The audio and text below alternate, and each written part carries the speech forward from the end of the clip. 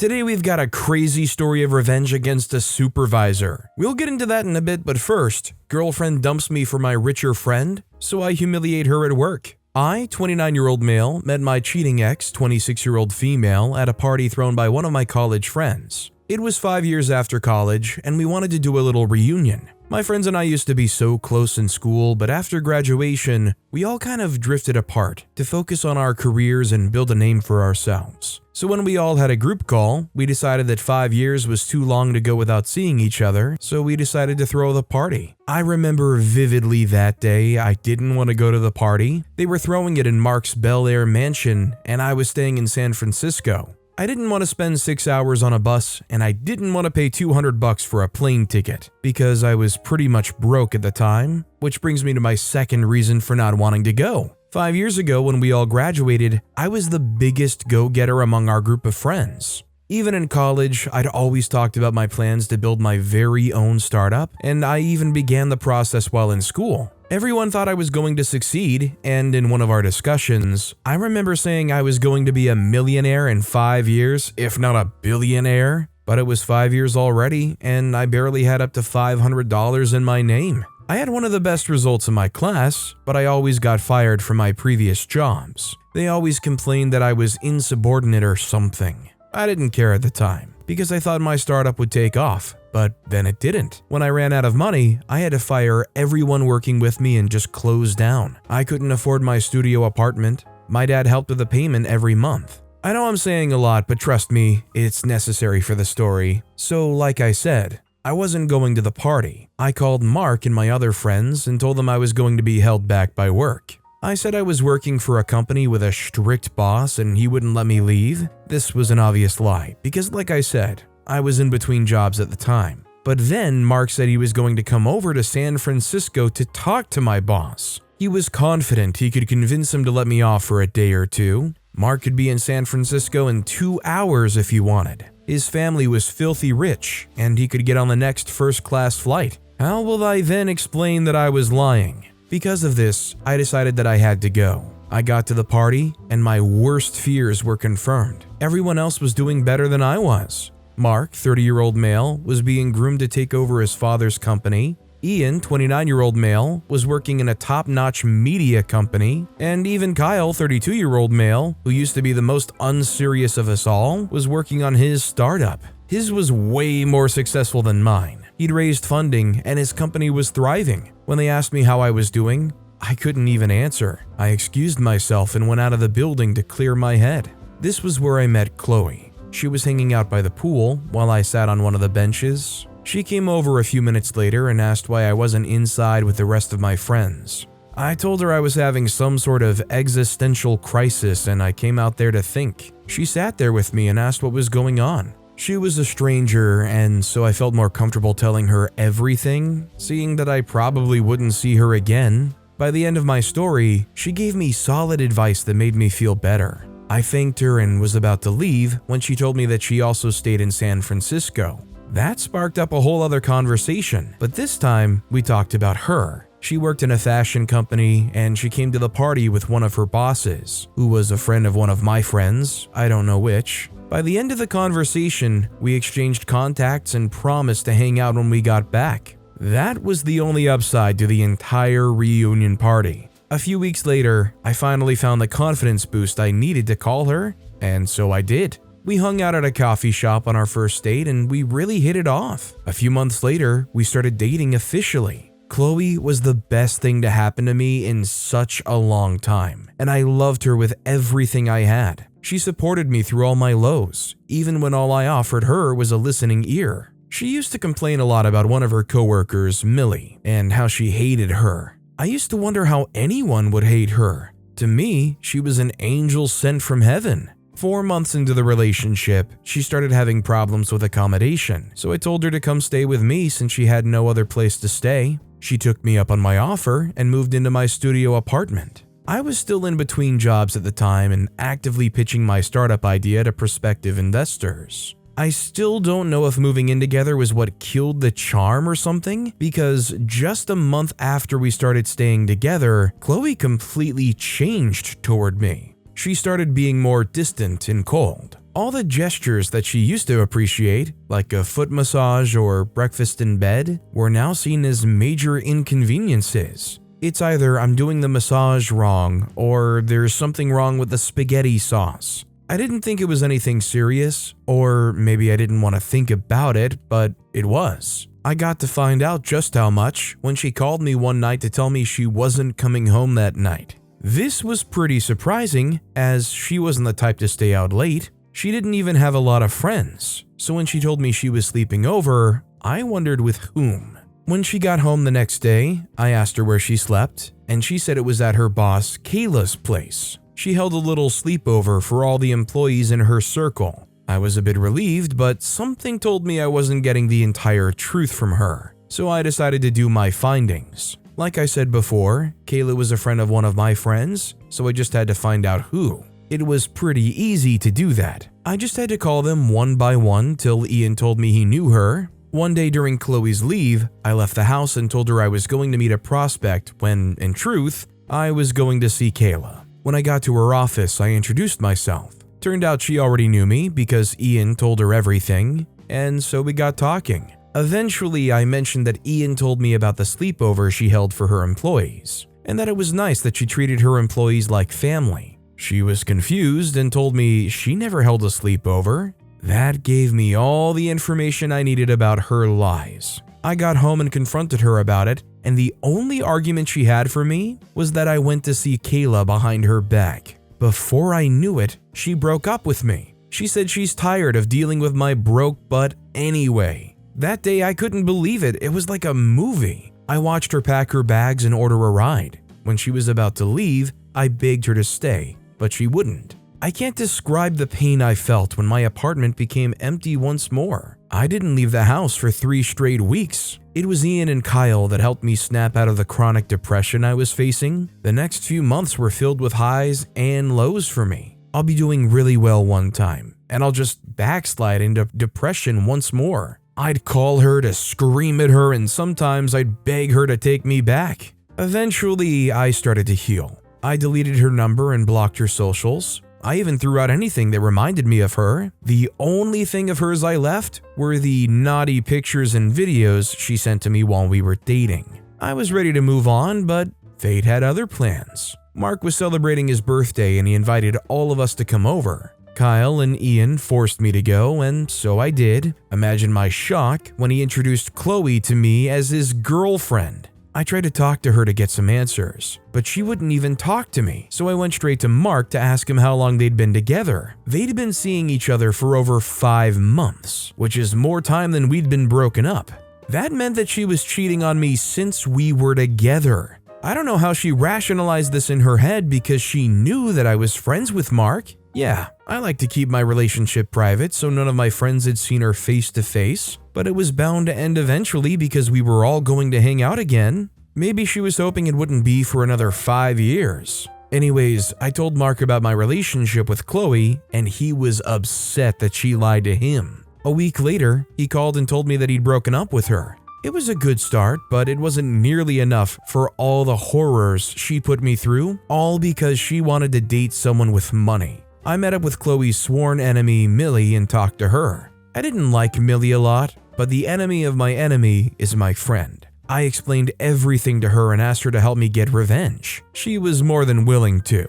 After brainstorming together, I came up with a perfect plan. I still had those pictures and videos I talked about, so I used them to set up an OnlyFans account in her name. I used a different phone and a VPN so it couldn't be traced to me. When I had set it up, I sent it to Millie and tasked her with circulating it in the company. By the time it got to Kayla, she was very upset. The company had a policy that restricted employees from participating in anything that could make the company be seen in a bad light. Chloe was fired immediately, and no matter how she begged and said it wasn't hers, no one believed her. She confronted me one time and threatened to call the police if I didn't make it right, but I'd already deleted all the evidence. So I told her to go ahead. There was nothing she could do. Her reputation was tarnished, and her friends would never look at her the same, which was good enough for me. I mean, I'm all for feeling like you got the better end of a nasty breakup, but revenge, you know what? Definitely not the way to go about it. Whether or not OP should have even still had those photos at that point is a very divisive topic, let alone weaponizing and using them and potentially selling them. I mean, if anybody bought a subscription to check it out, unless it was free, which kind of even makes it worse. Also, hi,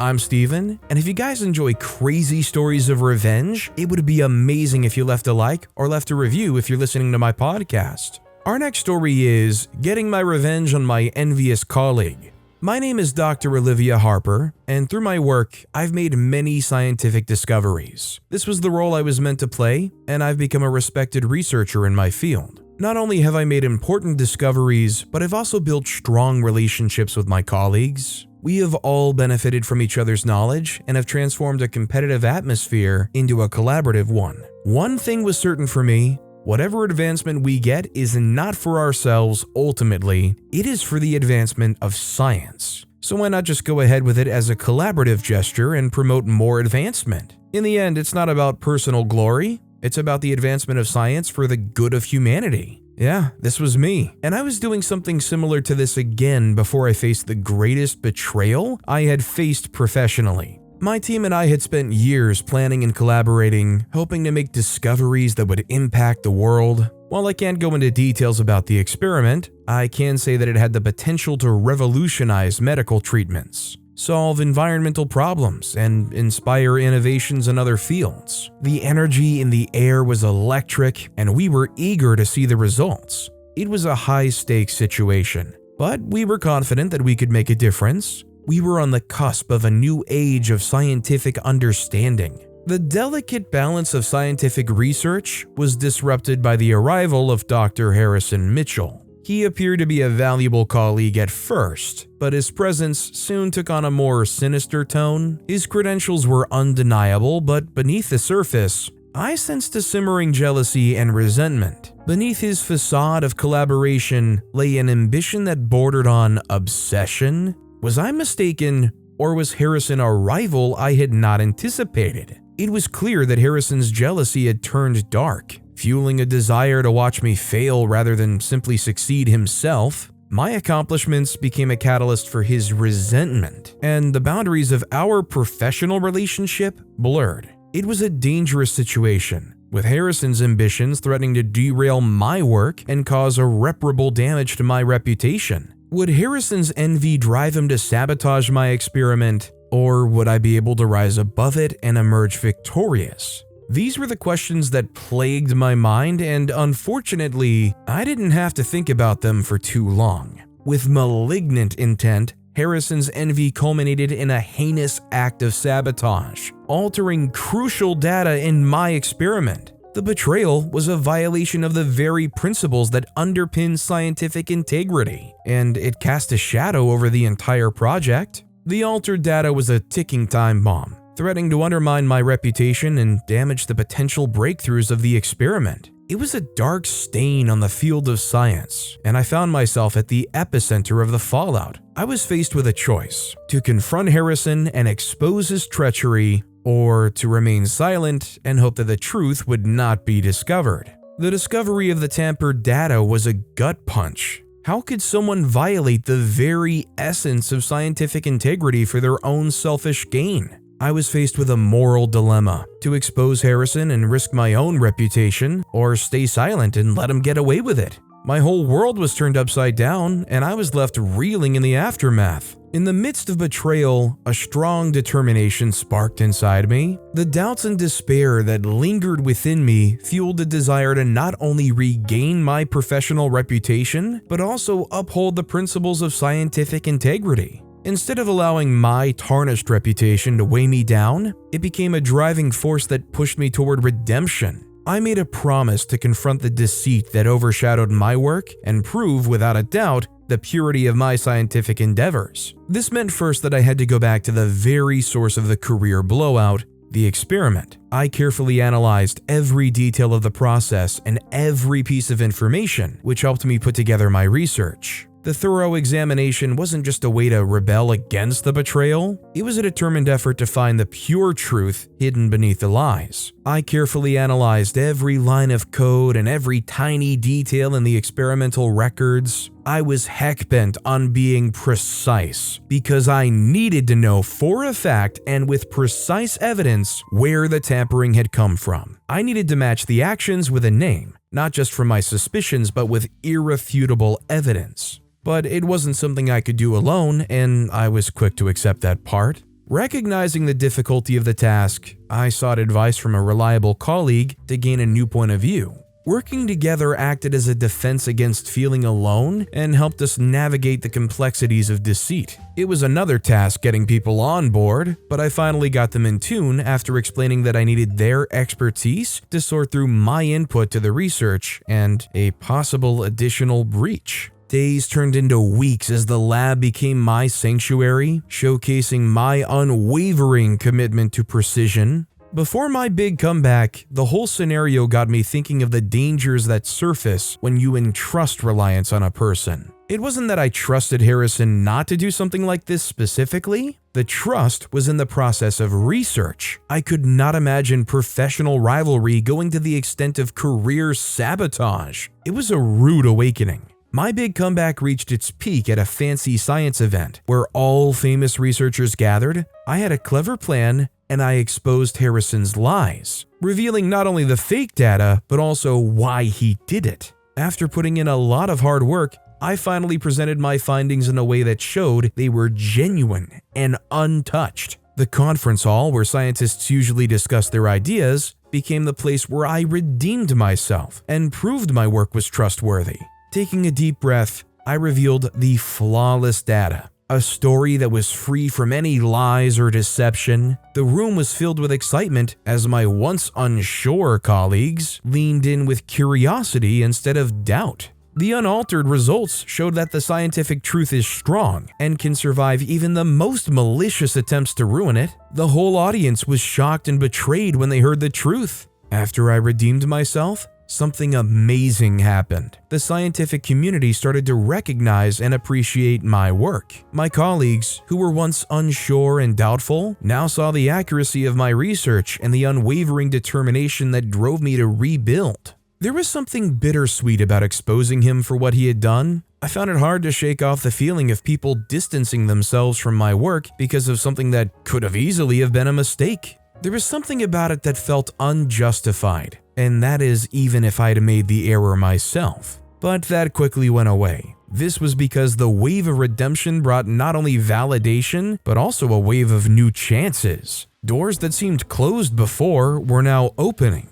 inviting teamwork and progress. Colleagues acknowledging the strength gained from facing challenges asked me to join them in collaborative projects. Honestly, most people were curious about how I found out about Harrison's wrongdoing, while others wondered why I chose to expose him that way, but I kept quiet about it to both groups. I focused on professional opportunities because I didn't have time to bring down a coworker who had already done enough harm to themselves. As my redemption echoed, Harrison found himself on the receiving end of justice. The scientific community, determined to uphold its principles, didn't hesitate to hold one of its own responsible. They investigated and used the evidence of Harrison's sabotage to take disciplinary action. The redemption that took place went beyond the scientific world and became public knowledge. I had no involvement in it, but whether I was on board or not, the outcome would surely happen. The investigation not only exposed data manipulation, but also revealed the extent of Harrison's jealousy and unethical actions towards me and others who unknowingly played a part in his scheme. The scientific media and journals quickly picked up on the story, turning it into a sensational tale of how professional rivalry, which should propel scientists to compete and make innovative contributions to the field,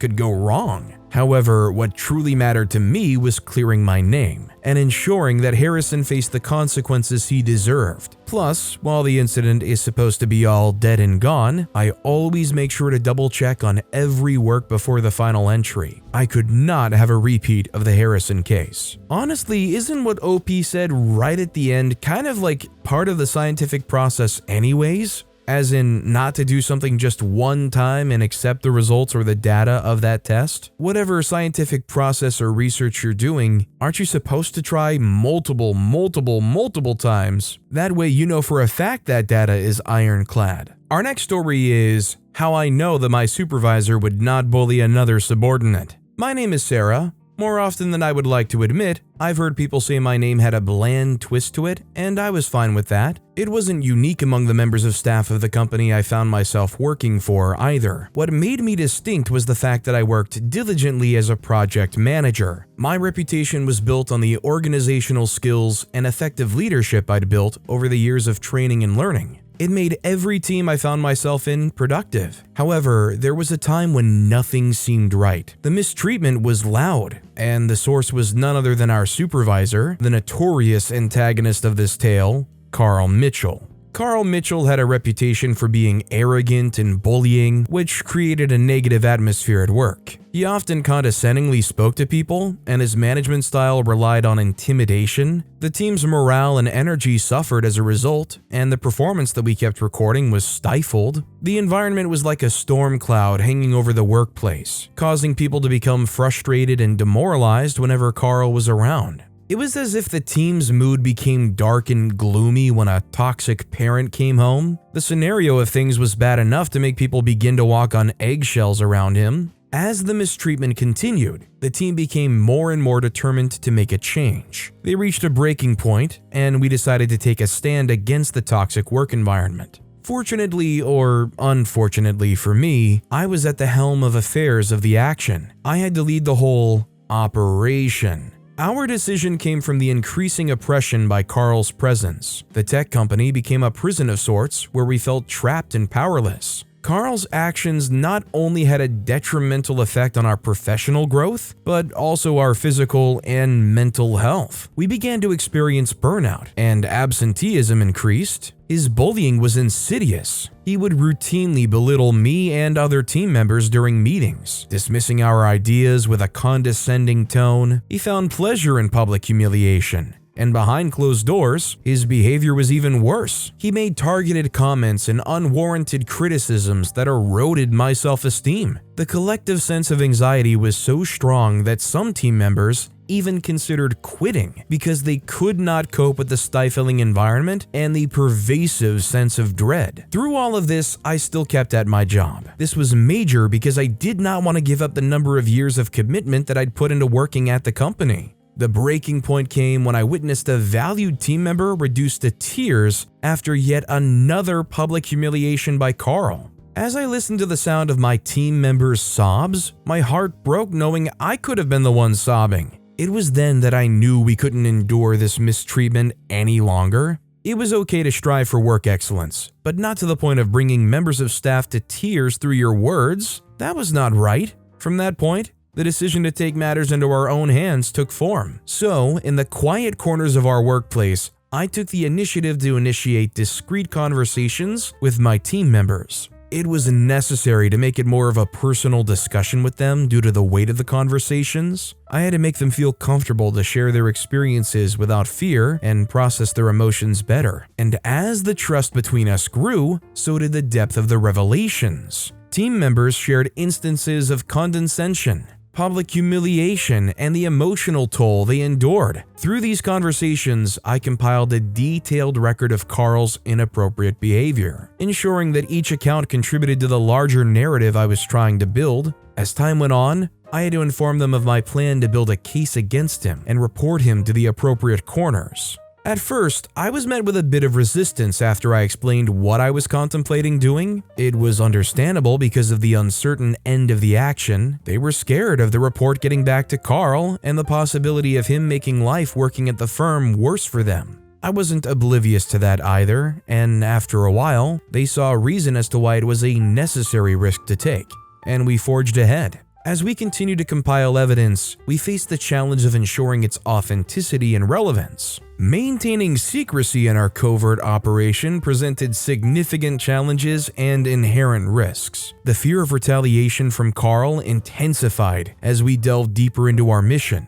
He could not know about it. If he did, there was a high chance that he would nip it in the bud, sending some members crying and some out of the building in retrenchment. I'm pretty sure I would have been a victim of the latter. The emotional toll of reliving traumatic experiences, coupled with the fear of discovery, weighed heavily on the team. It took weeks to get it all done, and whenever we felt weary or doubted the possibility of anything good coming out of what we were up to, we thought back to the emotional toll of reliving the traumatic experiences we'd faced. It was the only push we needed. My focus shifted to the pivotal task of compiling a comprehensive report detailing Carl's inappropriate behavior. As I wrote each section of the report, I felt a sense of purpose. I knew this report could bring about much needed change, and I took care to include every relevant detail. I felt the gravity of my task, and I knew I had to do everything in my power to create a document that would be impossible to ignore. It was like I was carrying the weight of the world on my shoulders, but I was determined to bring justice and accountability to our workplace. Following the anonymous submission, a tense period unfolded as HR initiated an investigation into Carl's behavior. We didn't know what to expect. Of course, we could hope that the evidence we'd submitted would be loud enough for the human resource team to take up the case, but we couldn't be sure anything was being done to it. The silence was somewhat deafening. So, the office buzzed with speculation, and each passing day seemed to stretch the tension further. The uncertainty fueled a mix of emotions from hope to anxiety as we tried not to drown in the reality that the fate of our workplace hung in the balance. The waiting game was a test of our patience and resilience. Every email notification or call from HR sent a ripple of anticipation through the team. We yearned for a resolution, a decisive outcome that would finally put an end to the turmoil we had endured for far too long. The tension within the office reached its climax with the revelation of the investigation results. In a decisive move without any warning to the subordinates, we received an email on a Tuesday morning that HR reached a conclusion to terminate Carl Mitchell's employment based on the internal investigation carried out based on an in-depth insight into unlawful practices reported by subordinates. In that instant, the work mail signaled the end of his oppressive reign. The news reverberated through the workplace, sparking a mixture of shock, relief, and a sense of justice prevailing. It was sudden, but at the same time, it wasn't. The oppressive cloud that had hung over us began to dissipate, marking a crucial turning point in our collective journey toward a healthier work environment. In the aftermath of Carl's termination, HR addressed the team. Acknowledging the issues that had festered under his leadership, they expressed a firm commitment to rectifying the workplace culture, making it clear that such behavior was not the intention, nor does it symbolize the intent of the company, and that further behavior like that from any other person would not be tolerated. You know, just the usual HR tactics when someone in a leadership position in a company acts out of line. When we received HR's response, it felt like the first step towards a better workplace. It was a sign that our voices were finally being heard and that things were going to change. The team was eager for a fresh start, and we began to build a new culture based on respect and trust. We felt like a weight had been lifted from our shoulders, and we looked forward to a future where we could work without fear or stress. Carl's departure left a void that needed to be filled. We had to adjust to a new normal, one that didn't include his toxic presence. The change was both exciting and intimidating, but we were determined to make the most of it. A new energy permeated the workplace, and we were determined to create a positive and supportive environment. But it was a process that would take time, and we were just at the beginning of a long journey towards a better future. The new supervisor and HR policies were like a breath of fresh air, ushering in a new era of productivity and positivity. The team began to thrive under the new leadership, and morale was higher than ever before. The changes in the workplace were more than just superficial. They were indicative of a real and lasting shift in the organization's culture. And me? I could not be more proud that I decided to take action. Aside from those team members, no one knew that I was the mastermind of the whole coup, and I was fine with that. The new policies gave me what I needed. I mean, realistically, I feel like this is the kind of thing that should happen when you have a boss or a manager that is making everybody so stressed out, feel like you're walking on eggshells. I mean, if you're in a working environment where you fear your boss to a point where you just feel like you can't talk to them, is there not an issue going on? Especially when it crosses over past that point and isn't just like a healthy fear of your boss, but is like workplace harassment from your boss. But with that being said, that's all the time we have for today. Now, if you want to hear another crazy revenge story, check out that video on the left. Or if you missed my latest video, check out that video on the right. That said, I'll see you all next time with some more stories.